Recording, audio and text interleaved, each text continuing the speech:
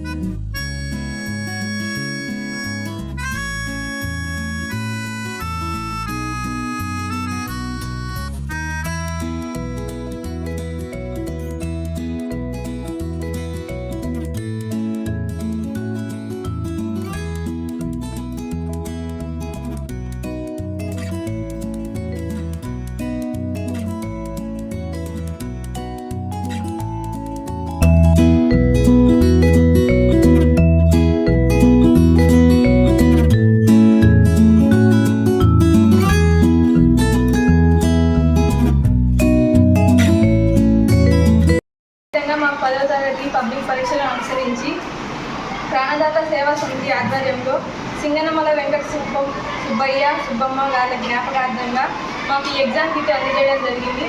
ఇవి మాకు ఇచ్చినందుకు అందరికీ ధన్యవాదాలు తెలుపుకుంటూ సెలవు తీసుకుంటున్నాను.